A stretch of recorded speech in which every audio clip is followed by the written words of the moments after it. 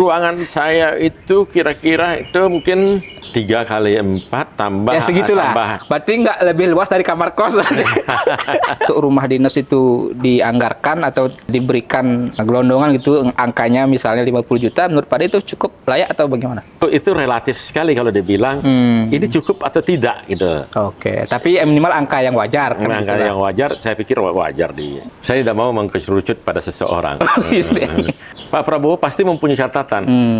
Siapa yang mempunyai kapasitas, kapabilitas, dan juga karakter yang baik di Bali ini, beliau pasti sudah mempunyai catatan. Salah satu misi terbesar juga Pak De nanti mengawal Bandara Bali Utara, mengkomunikasikan dengan Presiden Prabowo. Pasti, itu kan saya kawal terus, karena itu saya melihat itulah percepatan yang untuk bisa menyeimbangkan dan memberikan lapangan kerja yang lebih banyak untuk wilayah utara, wilayah timur, termasuk wilayah tengah Bangli sendiri.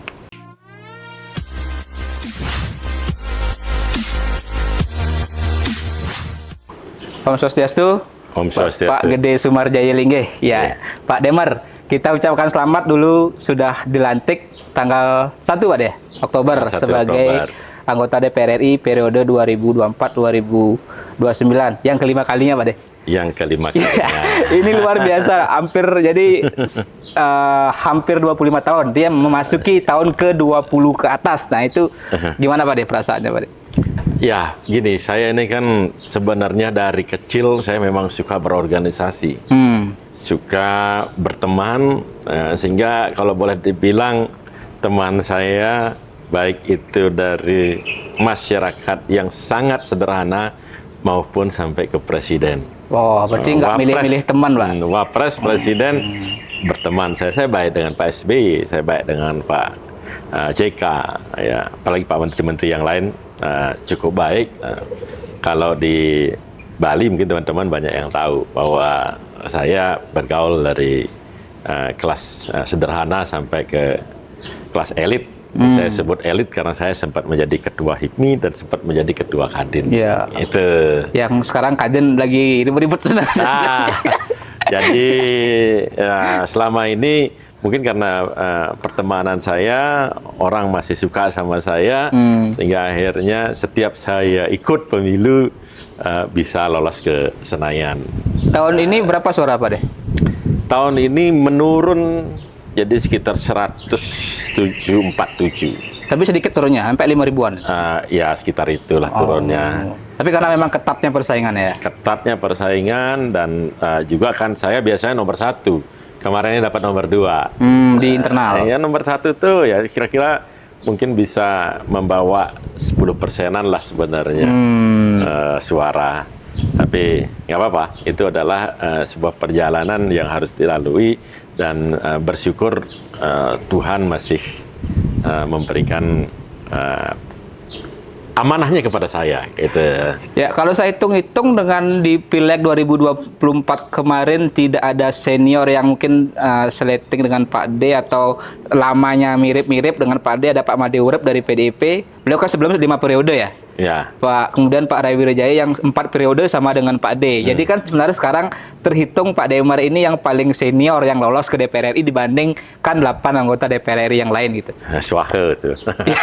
Nah mungkin gimana ini Pak De? Kenapa bisa sampai segitu hebatnya 5 periode gitu Pak De? Tadi kan Pak De bilang salah satu faktornya mungkin tadi pergaulan. Tapi kan masyarakat kan mungkin tidak hanya itu yang dilihat, atau mungkin juga yang dilihat adalah apa yang mereka telah terima atau akan terima sebagai masyarakat gitu. Saya selalu berpikir untuk pelayanan kepada masyarakat. Salah satu contoh waktu 2014 itu saya sampai pindah yang katanya komisi yang kurang, bahkan disebutnya adalah komisi air mata katanya. Bukan mata air gitu. Bukan mata air. Kalau mata air kan banyak kebanjiran. Saya sempat pindah sampai ke komisi 8 untuk mencari pelayanan kepada masyarakat. Komisi 8 itu bidang sosial? Agama sosial. Agama. Oh iya. Itu sempat saya begitu. Karena waktu itu di komisi 6 itu tidak ada yang namanya CSR, tidak ada namanya program-program kerakyatan, gitu. Sehingga akhirnya saya pindah sempat ke situ. Nah, sekarang ini ke depan ini, waktu bukan ke depan, kemarin-kemarin ini sangat bersyukur kita bisa berbicara, kita bisa menerapkan undang-undang tentang CSR itu, TJSL itu, yang akhirnya saya dapat program juga dari Kementerian BUMN untuk pemberdayaan kepada masyarakat. Nah, oleh karena itu mungkin masyarakat tahu kerja-kerja saya di DPR. Mereka memberikan simpati lagi kepada saya, sehingga akhirnya bisa kembali meraih suara yang lumayan untuk bisa duduk di Senayan. Iya, Komisi 6 itu sebenarnya banyak yang bilang kebalikannya dari Komisi Air Mata tadi. Komisinya mata air basah, itu benar nggak Pak? Enggak juga sebenarnya. Komisi 6 itu kalau boleh dibilang kalau masalah anggaran itu paling kecil di antara seluruh komisi. Anggaran konteks apa ini? Anggaran maksudnya anggaran kementeriannya. Oh, kementeriannya. Tapi kan Jadi, Komisi 6 itu kementerian ada BUMN, ada ya, koperasi. di BUMN-nya yang ini. Tapi kalau anggarannya sendiri jauh. Bayangkan kalau sekarang sekitar 3.000 anggaran. Berarti di Kementerian Pendidikan saja itu 20%. sudah hampir 20%-nya, hampir 600 triliun. Kita kira-kira BUMN ini, BUMN, perdagangan, koperasi dan sebagainya, perindustrian juga. Perindustrian udah pindah ke 7. Oh, 7. Kemudian Kementerian Investasi dan badan-badan, ada badan BSN dan sebagainya, itu mungkin nggak sampai 6 triliun ya. Oh, iya. Malah itu adalah mungkin kalau boleh dibilang di Kementerian PUPR mungkin di eselon 3 itu. Anunya itu anggarannya. Iya. Jadi kemudian kalau soal di Komisi 6 ini bagusnya karena saya sarjana ekonomi, saya basicnya adalah di pengusaha. Kemudian saya juga punya teman-teman yang perlu informasi kadang-kadang untuk mereka bisa mengakses program-program terbaru atau kebijakan-kebijakan terbaru dari pemerintah bisa langsung terinfokan. Oleh karena itu saya di Komisi 6 saya lebih menarik. Gitu. Ya, karena memang kalau soal anggaran ya paling kecil di Komisi 6 di seluruh anggaran. Karena dianya ya operasional aja kementerian-kementerian tersebut. Tapi tadi memang kuncinya mungkin yang Pak Ade sampaikan tadi lah membangun komunikasi atau pergaulan dengan semua gitu ya. Termasuk mungkin tadi dengan direksi atau komisaris dari BUMN kan begitu. Ya, membangun itu. Ya, ini menarik Pak Ade. Kalau di Komisi 6 kemarin di periode 2019-2024, sekarang saya dengar-dengar ini ada peluang Pak D menjadi pimpinan komisi gitu. Karena dulu kan sebelumnya wakil ketua ya kalau nggak salah di Komisi 6. Sekarang muncul wacana bertambah komisi. Kalau nggak salah menjadi 13 ya. Dari sekarang 11 katanya akan jadi 13. Berarti kan juga ada peluang mungkin dewan-dewan yang senior atau mungkin yang punya akses itu untuk menjadi pimpinan. Nah, kira-kira Pak D kalau ditugaskan jadi pimpinan atau di komisi berapa? Bagaimana? Gini. Kalau kita diberikan kepercayaan itu berbarengan dengan tanggung jawab. Nah, sekarang ini saya masih berpikir kalau diberikan kewenangan maka harus ada tanggung jawab yang harus dipikul. Nah ini, tapi saya serahkan semuanya ke Ketua Umum karena kan itu adalah kewenangan daripada partai untuk menempatkan kadernya dimanapun. Namun kalau saya sendiri, ya saya nikmatin aja, baik itu jadi pimpinan, baik jadi anggota gitu ya. Karena kalau anggota berarti tanggung jawabnya berkurang, ya baik tanggung jawabnya dalam hal waktu, ya kemudian baik itu tanggung jawabnya nanti dalam kita pemberdayaan kepada masyarakat, tentu akan lebih diberikan diberikan tugas, di samping diberikan tugas kewenangan, diberikan tugas juga untuk pemberdayaan yang lebih. Oleh karena itu, saya pikir sama saja antara menjadi anggota biasa maupun jadi pimpinan. Tapi kalau pilihannya misalnya gini Pak De, Pak De tetap di Komisi 6 dengan sudah dikenal atau sudah punya akses bisa banyak membantu program yang juga sudah dikenal, atau ditawari pimpinan di komisi lain. Nah, Pak De pilih yang mana ini? Kalau itu Kalau di Komisi 6 jadi anggota berat. biasa, kalau di komisi lain jadi pimpinan atau wakil ketua atau Nah, ketua. itu dia. Saya ini kan kemarin kampanye itu kan kita banyak janji juga ya. Ada yang belum terpenuhi, ada yang sudah terpenuhi.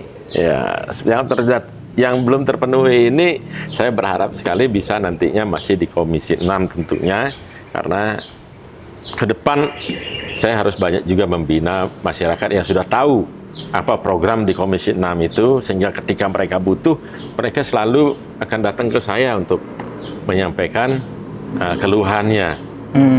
Jadi kalau tiba-tiba saya dikasih pamannya di bidang hukum, bingung lagi saya gitu. Ya, walaupun ketua gitu misalnya. Walaupun ketua gitu. Karena apa? Karena masyarakat juga belum tahu bahwa kalau saya ada persoalan hukum, saya bisa minta tolong nggak ke Pak Demar gitu loh. Tapi kan mereka belum tahu itu. Jadi kalau ada persoalan saya, oh ternyata saya ada untuk masyarakat saya perlu sebagian misalnya perlu perbaikan pura yang pengemongnya cukup banyak. Ya Pak Demar biasanya bisa untuk itu. Kan ada CSR tadi. Ada gitu CSR ya. tadi. Ya. Oke. Dan itu lebih banyak kepentingan itu. Kalau soal bisnis saya sudah lumayan lah, Ya, karena udah merintisnya udah dari zaman mahasiswa bahkan. Ya, saya bisnis. jadi memang mungkin yang saya tangkap prinsip Pak Ade lebih mementingkan kepentingan masyarakat, apa yang bisa dibantu dibandingkan walaupun tadi dapat jabatan sebagai pimpinan kan masih gelap gulita nih kan mau ngapain gitu. Ya mau ngapain terus itu loh. Kan lebih baik Yang jelas, ya sudah bisa membantu. Kita jalani, kemudian bisa membantu masyarakat. Jadi masyarakat juga senang ya tentunya. Baik itu saya menjabat ataupun tidak, nantinya pasti mereka akan lebih respect kepada saya. Itu pentingnya. Apa sih hidup ini? Gitu. Makan udah, jalan-jalan sudah. Yang lain adalah bagaimana kita mendapat simpati dan empati dari masyarakat. Ya, berarti tadi soal wacana penambahan komisi ini kan berkaitan dengan rencana penambahan kementerian kan yang di kabinetnya Pak Prabowo, yang disebut sebagai nanti akan menjadi second kabinet atau yang diisi orang-orang profesional itu 44 Pak De. Nah itu bagaimana menurut Pak De? 44 kementerian, kemudian ada 13 komisi yang menjadi mitra kerja dari 44 kementerian atau lembaga tadi, badan dan sebagainya. Gini, saya melihat ke depan ini kompleksitas daripada kondisi Indonesia ini memang memerlukan banyak pemikir-pemikir, banyak kebijakan-kebijakan yang mesti mendapat tempat. Kenapa demikian? Karena kita ini negara yang betul-betul mempunyai potensi yang luar biasa. Potensinya, sumber daya manusianya tumbuh. Banyak negara yang sekarang sumber daya manusianya menurun. Ya. Ya, Cina 20 tahun ke depan katanya tadinya 1,4 miliar menjadi 700 juta saja. Ya, Belum lagi ya, Jepang juga. Jepang, terus Korea, ya, hampir semua begitu. Nah, Indonesia mempunyai sumber daya manusia, artinya kalau punya sumber daya manusia juga mempunyai pasar. Ya, ya. Punya pasar, punya sumber daya manusia, juga mempunyai sumber daya alam. Ya, sumber daya alam baik itu dalam tanah, di atas tanah, di udara, karena sepanjang tahun udaranya begini, paling-paling hujan aja. Beda sama teman-teman lain itu bisa 6 bulan kedinginan itu. Nah, ini luar biasa kita bisa ke depannya ini. Nah, kalau ini tidak dikerjakan bersama-sama dengan baik, terus dengan pemikir-pemikir maupun eksekutor yang baik, ya tentu peluang ini akan lewat begitu saja. Namanya peluang harus dikerjakan, harus dieksekusi. Kalau enggak mimpi namanya. Walaupun potensinya besar. Gitu loh. Saya punya kekuatan, pamannya badan saya hebat, sehat, tapi saya diam. kan sama dengan tidak terjadi itu. Oke. Nah, oleh karena itu maka perlu eksekutor dan pemikir-pemikir. Saya rasa cukup bagus untuk kita kembangkan kementerian, baik itu juga kalau dikembangkan komisi artinya lebih banyak juga yang lebih fokus. Karena kalau tadinya mungkin mitranya adalah 4 menteri, menjadi 3 menteri atau menjadi 2 menteri. Jadi dalam konteks pengawasan pun bisa lebih kuat itu ya, Lebih karena kuat. lebih sedikit lebih fokus gitu ya. Itu. Tapi apakah tidak akan berimplikasi nanti kalau penambahan kementerian kan dianggap membebani keuangan negara. Terus sekarang ditambah penambahan komisi, kan juga pasti logikanya akan ada anggaran lebih dibandingkan 11 komisi atau 13 komisi. Begini, kita jangan selalu mengukur bahwa cost itu adalah pemborosan. Oke. Yang kita lihat adalah nanti kinerjanya bagaimana. Sama kayak perusahaan.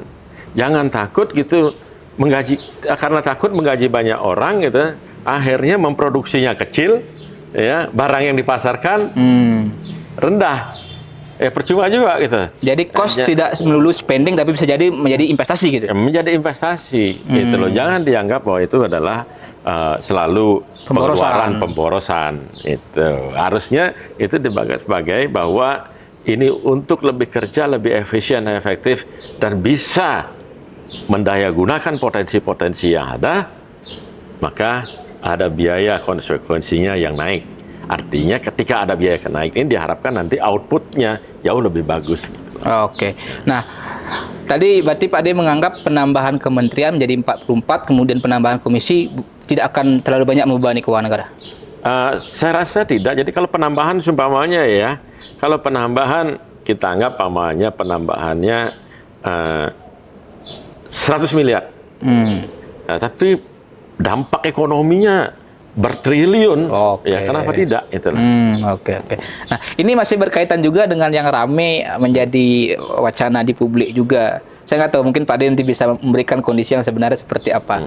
Rumah dinas. Nah, ini rame-rame katanya nanti akan dapat tunjangan perumahan. Masih dihitung sebenarnya nilainya, tapi angka yang muncul kisaran 30 juta sampai 50 juta untuk tunjangan perumahan anggota DPR RI periode 2024-2029. Ya, dalihnya atau alasannya dari Sekjen Sekretaris DPR katanya rumah dinas yang sekarang sudah tidak, nilai ekonomisnya sudah tidak layak atau lebih banyak nanti biaya perawatannya ketimbang manfaat yang bisa didapat. Itu gimana sebenarnya kondisi rumah dinas anggota DPR, Pak?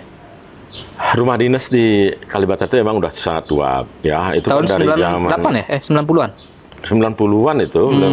Jadi sebelum reformasi itu. Sudah hampir 30 tahun ya, ya? Sudah hampir sebelum reformasi, jauh sebelum reformasi. Kemudian juga kita lihat udah tua memang, itu memang seharusnya dulu sudah ada si wacana untuk tadinya itu dibikin apartemen di dekat-dekat kantor kita, terus kemudian hilang lagi.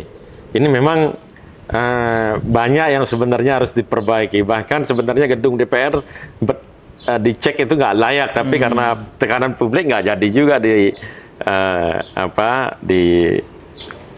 diperbaiki. Jadi kantor kita, kalau melihat kantornya DPR, ruangannya DPR, itu mungkin menyedihkan kalau dibandingkan dengan ya direktur di BUMN atau bahkan di divisi di bagian bawahnya direktur di BUMN atau di eselon 2 barangkali atau eselon 3 di kementerian itu. Jadi ruangan harusnya BUMN lebih keren ketimbang ruangan anggota dewan. Ya, harusnya membandingkannya.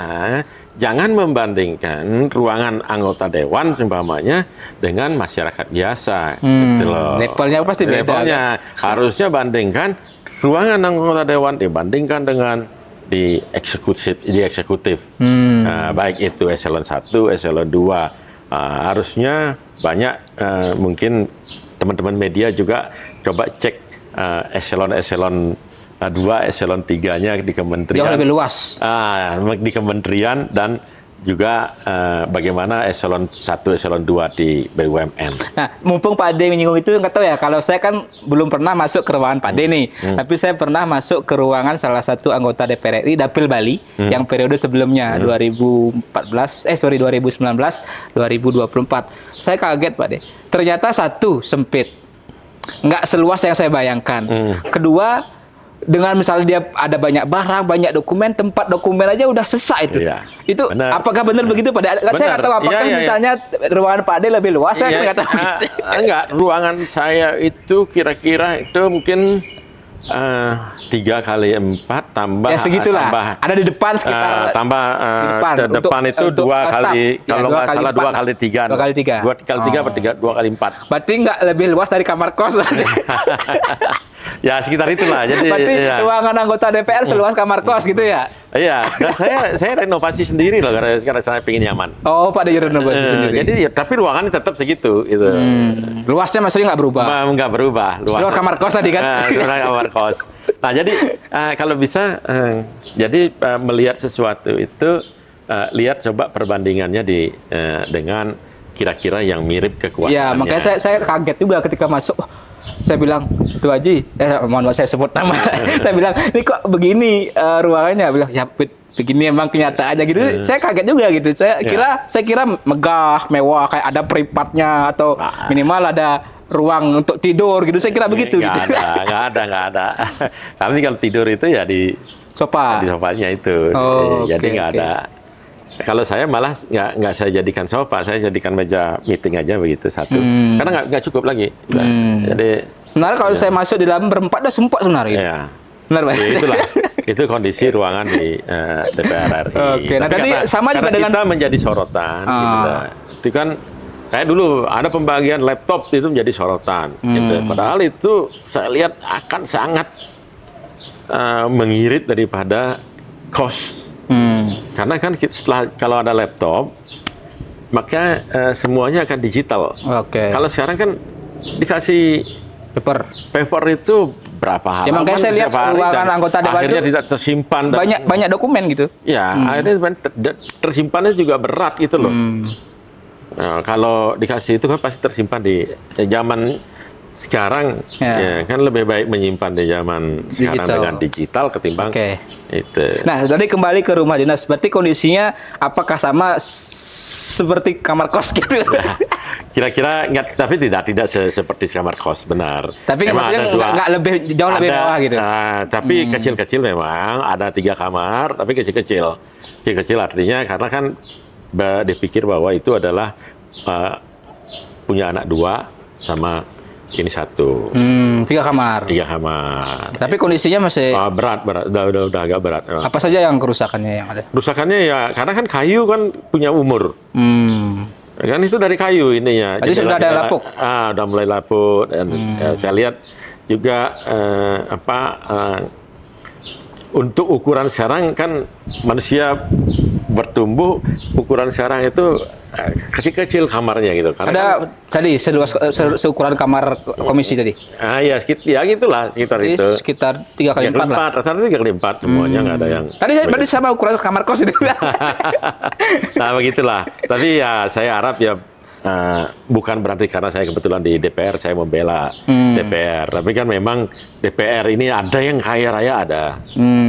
Ada yang kelas yang di bawah, yang betul-betul dari bawah juga ada gitu loh. Tapi kalau Pak De tinggal di rumah dinas apa punya rumah sendiri di Jakarta? Kebetulan saya kan memang sebenarnya dari tahun 94 saya udah punya rumah di Jakarta. Oh, berarti sebelum jadi dewan kan 2004 ya baru jadi dewan. Saya udah punya rumah. Ya pengusaha, itu wajar. Berarti Pak De tinggalnya di rumah sendiri? Di rumah sendiri.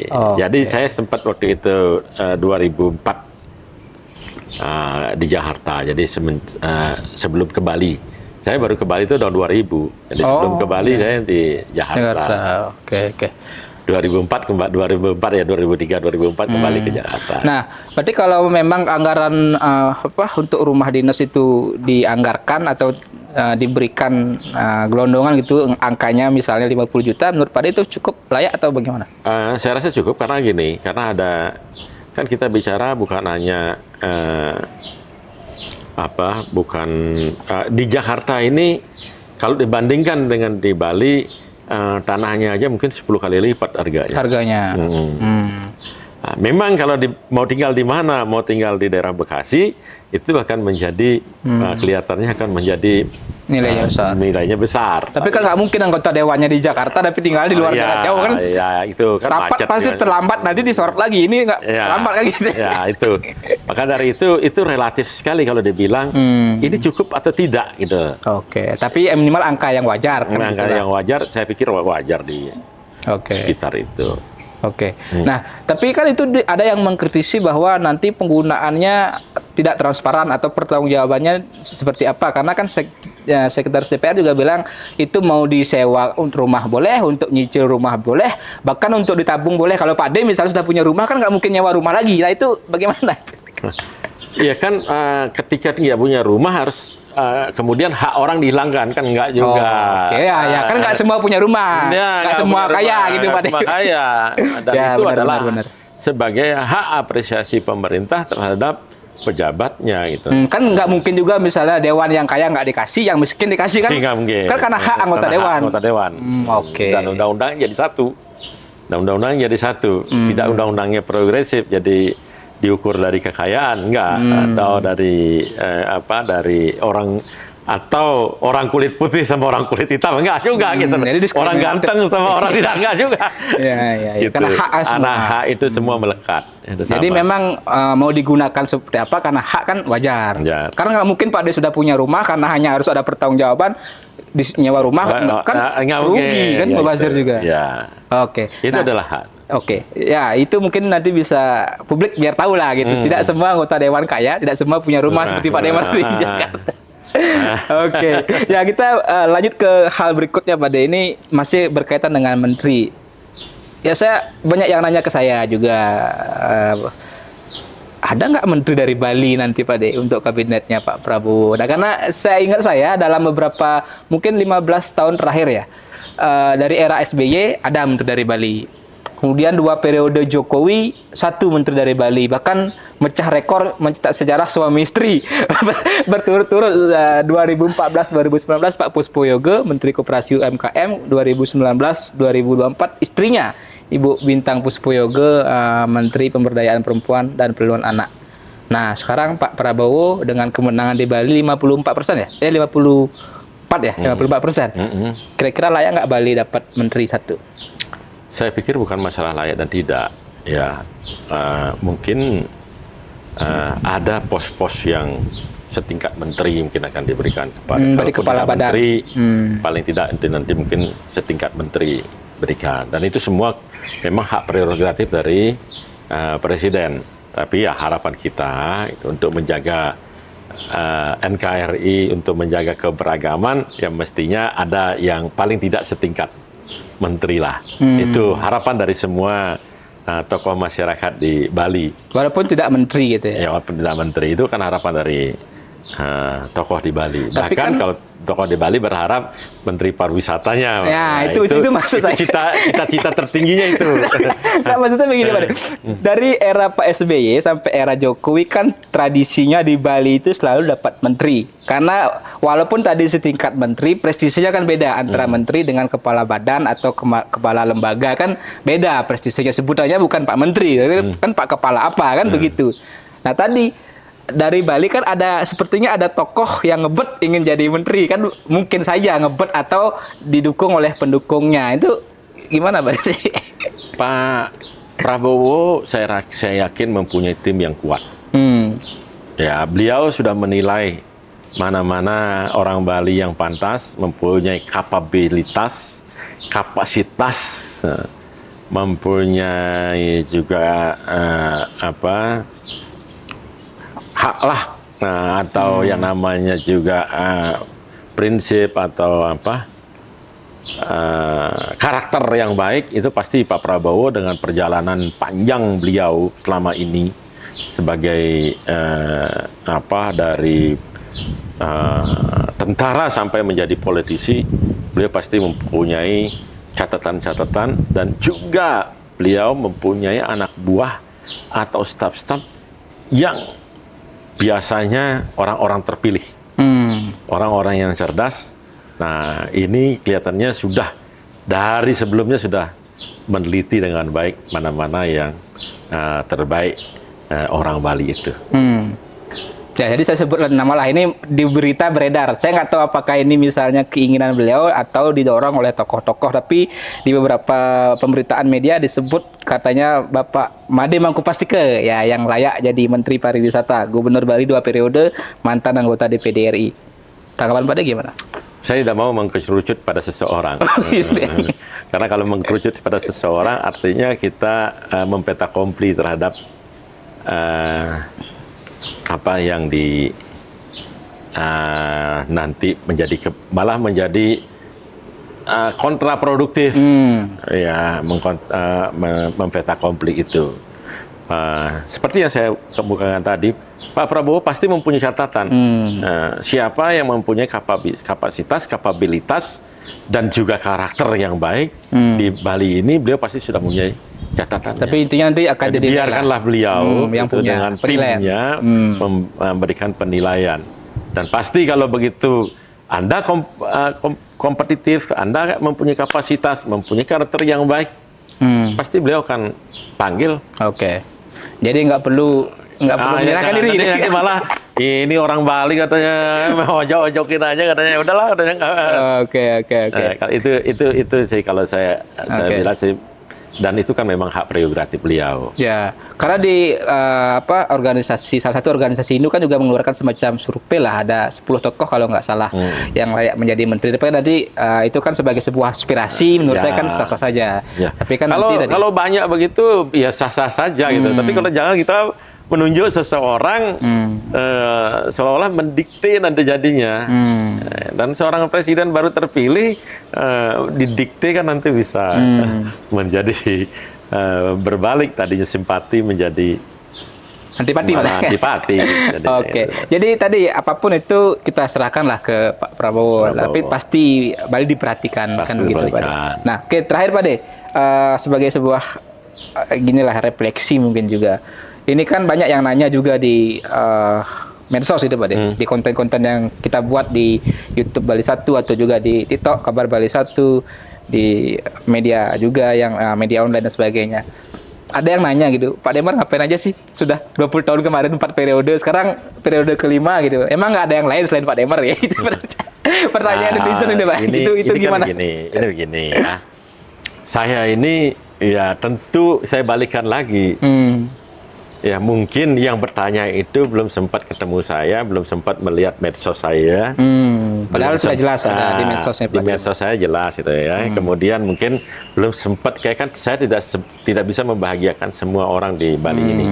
Tapi yang jelas yang memilih saya mungkin merasa bahagia dengan saya. Ya, terbukti 100 berapa tadi? 147. 107.000. Di atas 100 terus. Di atas 100.000 terus. Kalau GBK itu kira-kira kapasitasnya isinya 80.000. Berarti hampir 2 kali GBK gitu. GBK itu yang memilih saya. Jadi apa saja ya tinggal dilihat di medsos, kemudian ditanyain kepada yang memilih kenapa memilih saya. Mungkin beliau sudah ada teman-teman saya yang memilih saya sudah mempunyai apa yang dirasakan tentang perjuangan saya. Karena perjuangan saya lebih banyak sebenarnya perjuangan kepada prinsip-prinsip yang lebih makro. Ya misalnya waktu pertama dulu tuh tentang pornografi, saya hampir dipecat waktu itu gara-gara saya beragak bertentangan sedikit tentang pornografi. Ya, RUU pornografi ya, 2008 ya? Ya 2008. Oh, Pak De kan waktu itu kalau salah walk out di sidang paripurna. Walk out di sidang paripurna. Menolak. Karena Bali menolak kan Bali begitu. Menolak. Nah, terus kemudian banyak hal waktu itu pertanian karena saya sempat di pertanian. Komisi 4. Benar dulu ya ada 175 hampir 100 lebih kelompok di Bali ini yang dapat 175 juta uang modal untuk dia tidak lagi kena oleh pengijon. Itu waktu saya dulu sempat waktu Badan Anggaran saya minta setujuin dan akhirnya saya dapat 100 untuk pemberdayaan di Bali waktu itu. Sehingga waktu itu teman-teman senang sama saya. Saya dapat 150 lebih waktu itu. 50.000 lebih suara waktu itu. Jadi pengalaman banyak hal yang saya termasuk saya waktu itu Komisi 8 itu. Ya, waktunya komisi air mata itu. Ya, pura, hampir berapa pura, dan kalau nggak salah itu 800 kalau nggak salah. Titik di Bali. Titik Pura di Bali. pura di Bali yang oke. saya bantu waktu itu gitu. Oke. Ya, tapi entah sampai apa tidak, atau kalau yang mempertanyakan itu ya mungkin saya belum sempat ketemu atau belum sempat pemberdayaan kepada yang bersangkutan, Oke. atau Memang gelap mata, nggak mau peduli gitu. bukan gelap mata, mungkin ada hal-hal di balik itu yang Motif politik. nah, Iya. mungkin kan Oke. itu kan mungkin saja gitu kan. Ya, itu, ya. Oke, terakhir Pak De, sudah memasuki periode kelima. Apa mimpi atau misi terbesar seorang Demer nih untuk Bali gitu? Pertama, misi saya adalah, karena saya bidang ekonomi, tentu mengangkat perekonomian di Indonesia, di Bali ini Ya. yang lebih merata, timbul pelaku baru lebih banyak, ya, sehingga nantinya Gini rasio kesenjangan antara si kaya dan si miskin tidak terlalu berat. Ya, kemudian juga fasilitas untuk si kaya dan si miskin juga tidak banyak yang berbeda. Nah, kalau kita sekarang lihat kan, banyak yang berbeda ini di Bali ini. Kita sama-sama katanya di satu pulau. Kalau di luar Bali itu merasa sekali kita bersaudara. Baik orang Buleleng maupun orang Badung, baik orang Denpasar, baik orang Karangasem, merasa bersaudara kita. Anggaplah misalnya daerah transmigrasi gitu misalnya. Iya, kita merasa bersaudara sekali, akrab dan sebagainya gitu ya. Tapi kita coba lihat di sini, ya, kesenjangan kita gimana? Ya, kita tahu di daerah Kubu sana, ya, air susah. Sementara di sini airnya berlimpah, bukan hanya itu, ya. Kemarin sempat yang penunggu orang sakit pun dapat. Ya, dapat tunjangan lah. Tunjangan. Kalau yang di sana ke puskesmas saja sulit. Susah, ya. Cari ambulan sulit. Ya, kalau nah itu harapan saya nanti itu di sana itu perkembangan ekonominya bagus, kemudian fasilitasnya saya harap fasilitas kesehatan bagus di sana, adanya lagi rumah sakit Pratama lagi diperhatikan di situ gitu ya. Kemudian juga tentu hal yang paling pokok infrastruktur. Ada jalan, ada air. Nah, ini makanya saya terus berkumandang kata-kata saya, baik itu di komisi maupun di podcast, selalu saya berbicara tentang bagaimana kita mengatur pemerataan ini lebih merata, pertumbuhan ini yang lebih merata. Bahkan menyangkut kepada persoalan kalau tidak merata, itu persoalan budaya yang sering kita bicarakan sama Pidana kan sering. Bali Satu sering mengungkap ini. Ya, artinya tergerusnya budaya karena orang di daerahnya meninggalkan daerahnya untuk cari penghidupan. Atau sebaliknya, orang yang terlalu tinggi inflasinya di sini, biaya hidupnya terpaksa dia terpinggirkan ke daerah pinggiran. Nah, itu sama-sama tercerabut sebenarnya. Nah, itu baik yang dari desa ke kota atau dari kota pindah ke desa. Nah, itu harus kita perhatikan betul, sehingga ini yang namanya Bali, kita berharap ya UMKM-nya tumbuh. Gitu. Saya sekarang ini banyak bicara tentang di BUMN juga. Saya bilang, kalian boleh maju di Bali, tapi jangan tinggalkan orang Bali-nya. Ya, no one left behind gitu kalau istilahnya. No one left behind. Istilahnya Pak Demer, ingat sekali kata-kata. Nah, itu ya. Jadi tidak ada yang tertinggal gitu loh. Itu harapan saya ke depan, sehingga saya berharap ke depan ini, ya tentu karena saya bukan dalam pemangku kebijakan, tapi mempengaruhi kebijakan itu bisa. Dan itu yang perlu dicatat oleh teman-teman atau masyarakat. Tugas Dewan itu 3 tugas pokoknya kan, legislasi, budgeting penganggaran, dan pengawasan. Nah, 3 ini korelasinya ke eksekutif kan. Nah, jadi eksekutornya eksekutif. Sebenarnya dari sinilah yang semuanya kan begitu. Dan kita sebenarnya kalau itu kok belum dilaksanakan, memang kita sudah berusaha untuk mengawasi, kita berusaha untuk berbicara ke mereka. Sudah dianggarkan juga gitu misalnya. Dianggarkan, tapi mereka belum melaksanakan, ya yang salah anggota dewan katanya. Ya udahlah itu. Oke, terakhir mungkin Pak De juga yang sangat diharapkan Bandara Bali Utara, nah penegasan Pak De, atau mungkin Pak De nanti akan kembali lah misalnya berbicara khusus dengan Presiden terpilih atau yang akan dilantik segera ini Pak Prabowo, kan beliau janji politiknya juga bandara di Bali Utara. Paling cepat memajukan sebuah perekonomian dimanapun itu adalah sekarang ini adalah airport. Airport pelabuhan lah.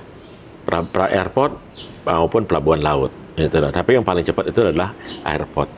Dulu di sini belum ada apa-apanya ketika belum ada airport. Bali Selatan maksudnya, Bali Selatan maksudnya. Iya, Bali Selatan. Di utara karena dia punya pelabuhan laut. Ini pelabuhan udara belum, ini pelabuhan laut udah ada, maka Lebih maju sebenarnya utara. Utara gitu loh. Ketika ada pelabuhan udara di sini lebih maju. Gitu.